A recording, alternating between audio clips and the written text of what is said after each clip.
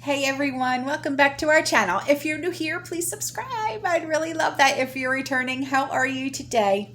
In today's video, I want to discuss an article that was sent to me by a subscriber, and this is really important. And it's very interesting because it discusses what we discuss every single Friday when we go live, right?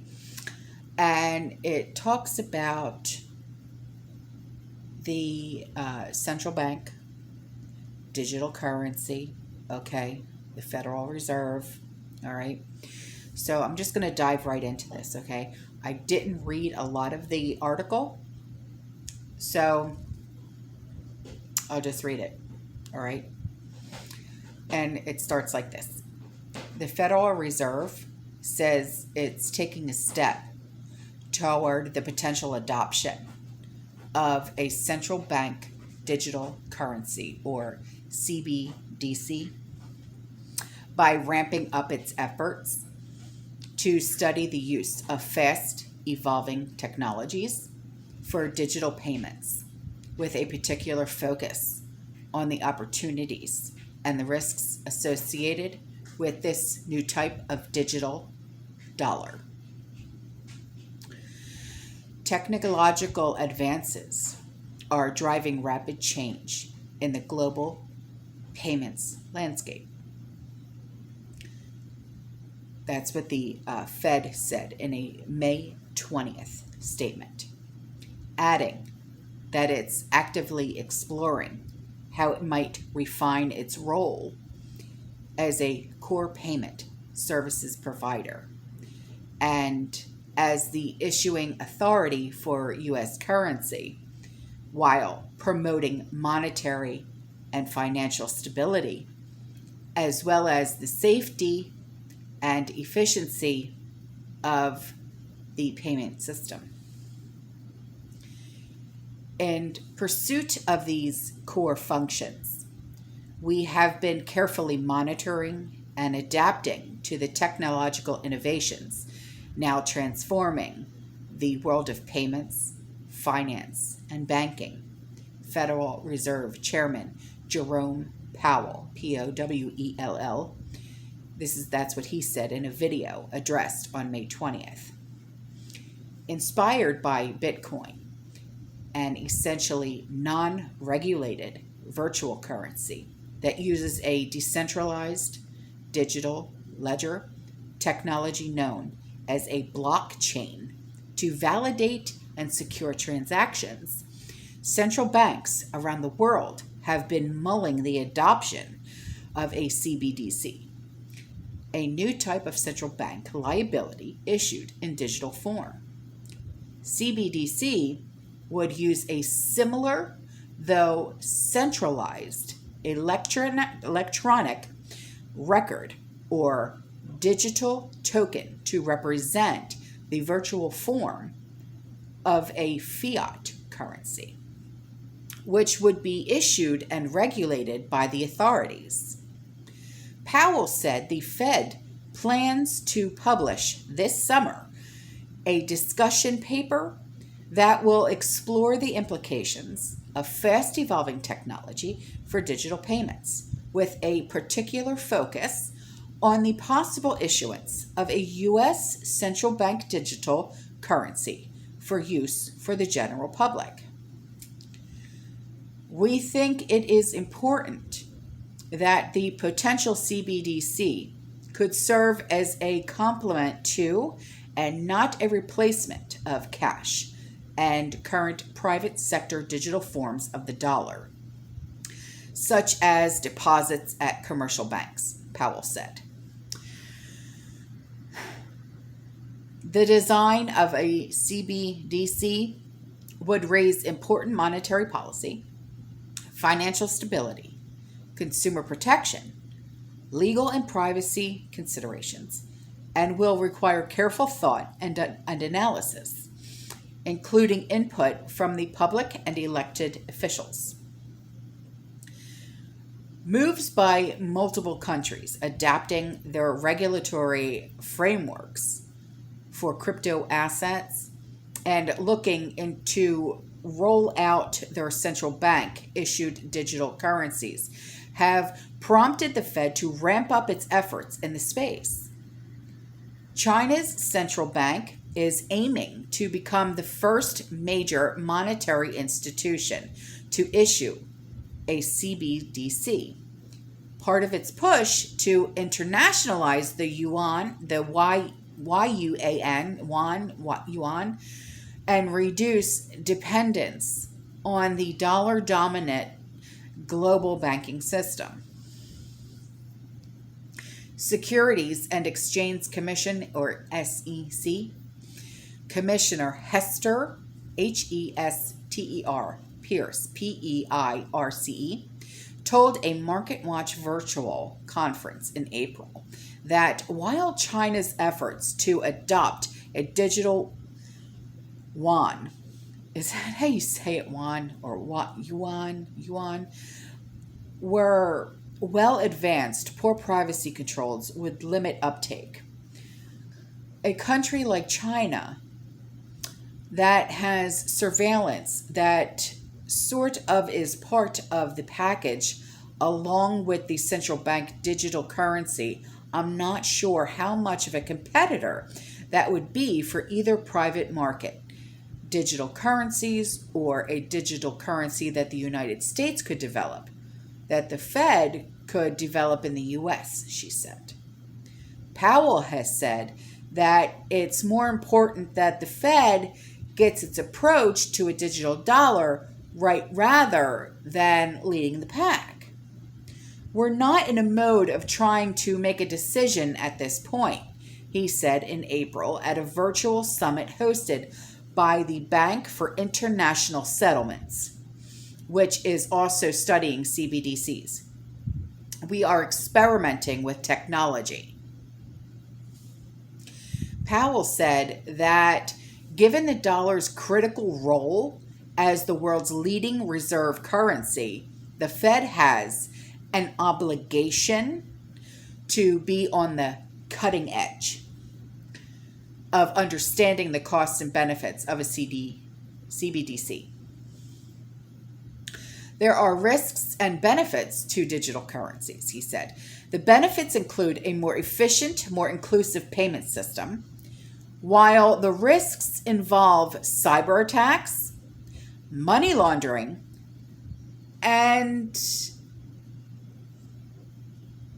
financing of certain groups that are on watch lists, if I can put it to you that way, which I'm sure you understand, right? There is also the risk that a digital currency could be held by individuals electronically and could therefore bypass banks. Representative Warren Davidson, Republican of Ohio, a member of the House Financial Services Committee, warned of risks to personal liberties if the architects of the U.S. Central Bank digital currency were to adopt measures similar to China's digital currency. Okay? Now, China's using their monetary system as a system of control, Davidson said. And they're proposing to link their central bank digital currency to their social credit system, where they know virtually everything about everyone. They could filter all the transactions and essentially say, yeah, we're not going to bank those people, which I will never understand why China has this social credit score. It's the most insane garbage I've ever heard of in my life. You know how here and around the world you have a credit score, right? And you are seen as your credit score. You're not seen as a person. You're seen as a credit score, which always blew me away. Go to buy a house, go to buy a car, go to get a credit card, go to do this, go to do that, go to get a loan, want to go to school. You're seen as a credit score. You're not seen as, hi, my name is Autumn, I want to go to school. Hi, my name is Autumn, I want to buy a house. Hi, my name is Autumn, I want to buy a car. No, you're seen as Well, your credit score is not good enough.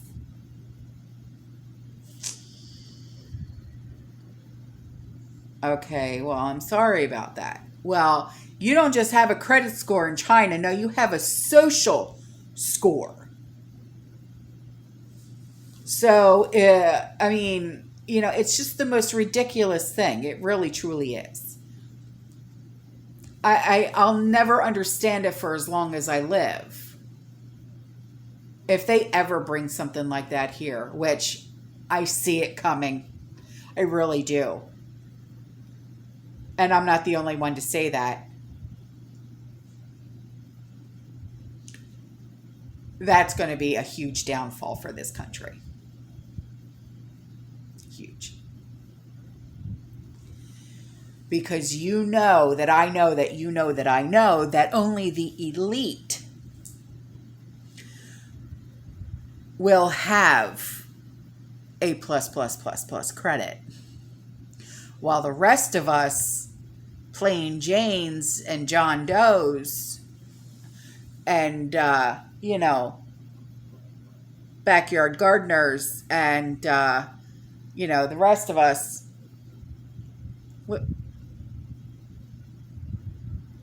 we'll have maybe a C minus. You know what I'm saying?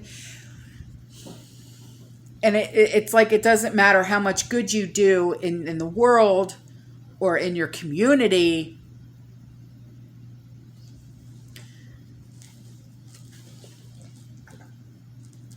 It doesn't matter. It really doesn't. At least I don't think it would. Because it's not like Visa gives a crap about you feeding the homeless. You know what I'm saying? Like, that's how I'm looking at it. I could be wrong, but I don't know.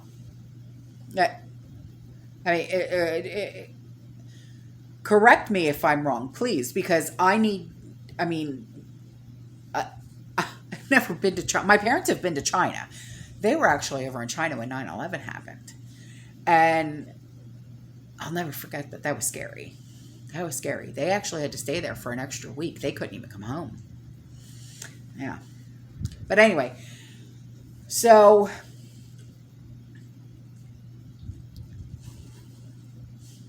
sadly, I'm going on with the article. It says, sadly, in the United States of America, there are people that look at it and go, oh, that's great. We would love to have that. And that's scary. Talking about that social credit score, there's people here that actually want that. And why? Why would you want that here? To make you even more of an elitist? Because you're not satisfied with your life? I mean, do you need more trophies, kids? I mean, that's what it seems like to me.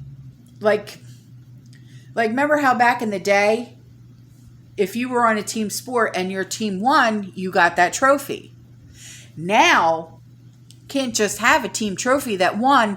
No. Everyone gets a trophy for just participating.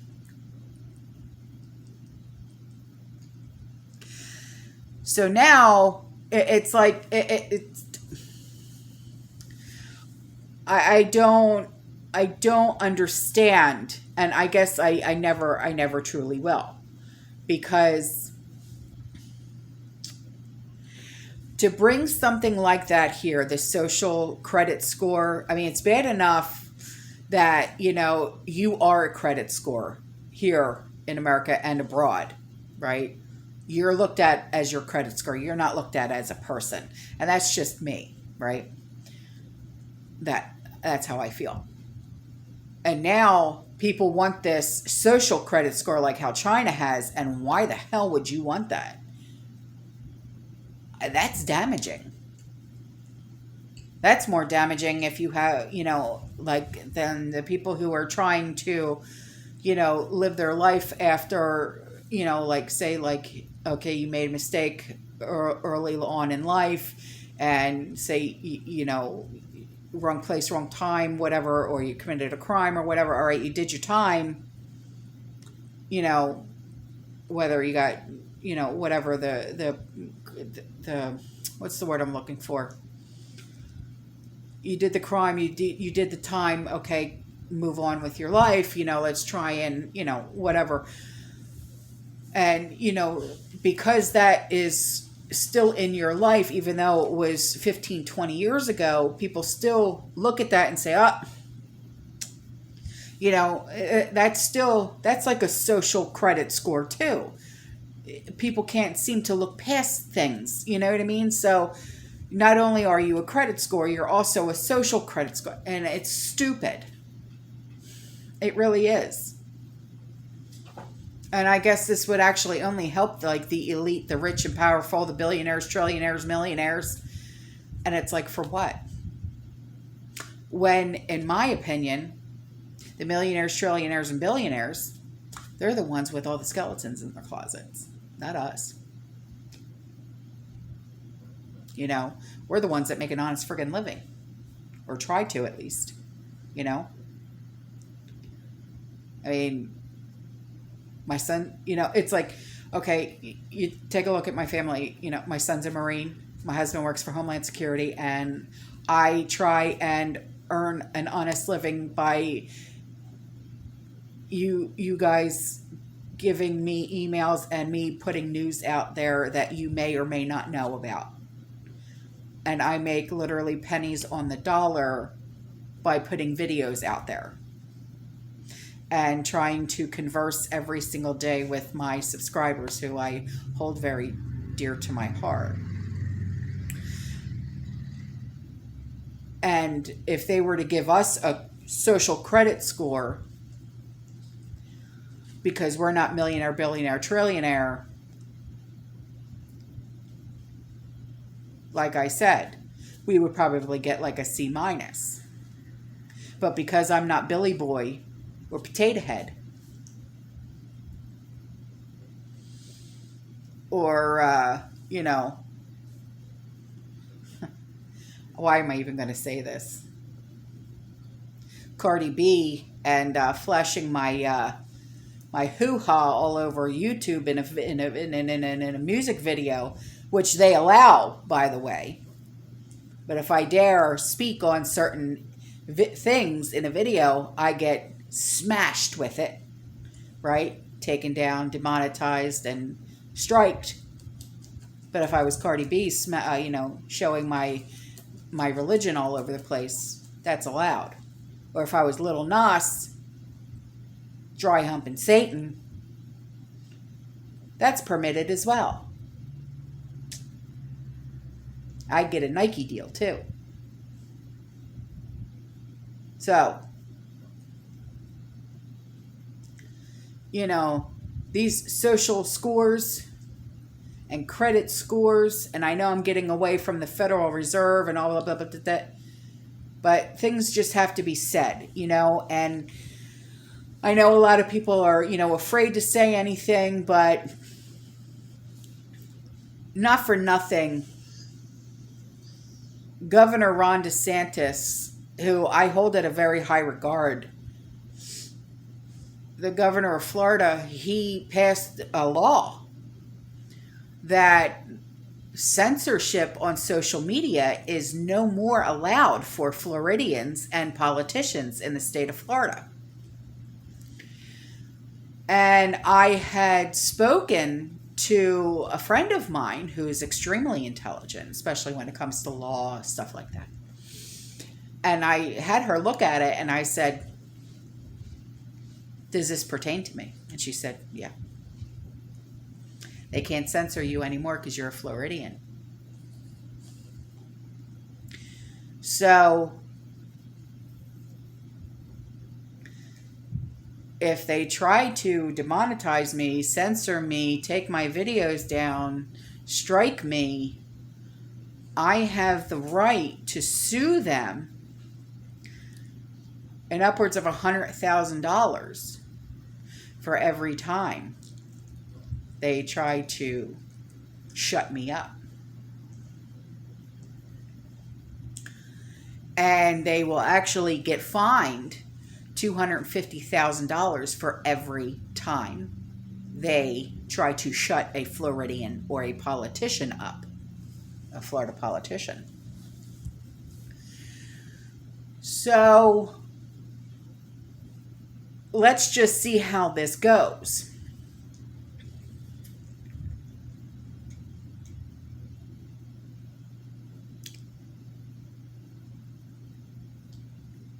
I know I'm just one person.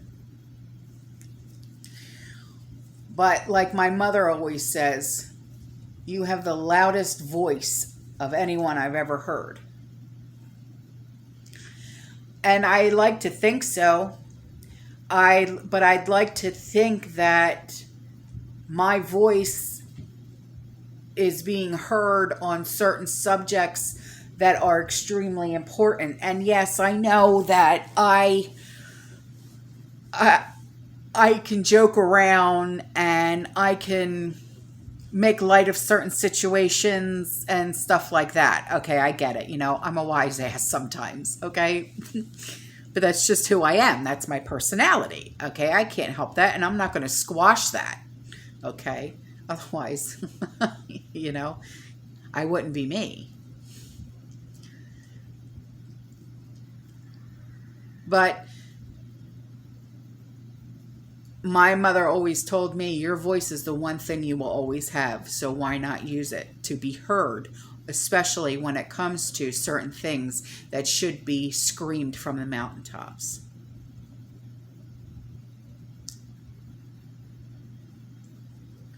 So thanks, Mom. Because she's the one that gave me my voice. And I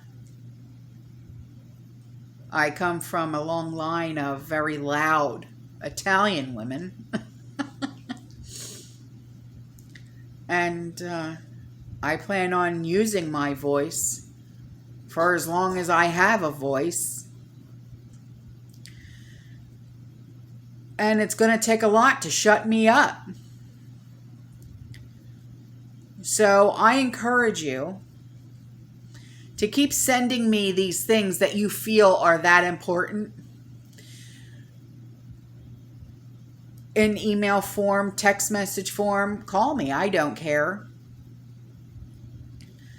I now have a P.O. box. A lot of you have asked me, do you have a P.O. box? I'd like to send you something. I now have a P.O. box. I'll put the stuff in the description box below. Okay. Sean went and got it. So, you know,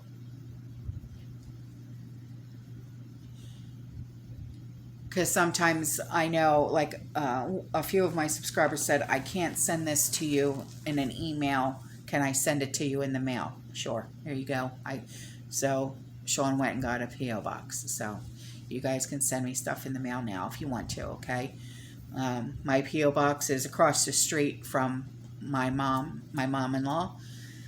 She has a P.O. box too, so she goes there every single day and checks. So she said, just get it at the post office across the street from me. I said, okay, Mom. She's like, you're at my house twice a week anyway. I said, okay, Mom. So I got the post office box right across the street from her. So it's not in the town that I live in. It's in the town that my mother-in-law lives in. So, because she's a goofball. Now leave it. Let me do it. Let me do it. Okay. Give her something to do, she said. She's a goofball, my mother-in-law, but I love her to death. But anyway, that's all for this video, guys. I love you. I'll see you in the next one. Stay safe, stay calm, stay positive, keep prepping, and as always, fear less. And yeah, I encourage you guys, send me whatever you want to send me. I don't care. Okay. Regardless if you think it's important or not, I always read my emails. Whatever comes in the mail, I'll read it.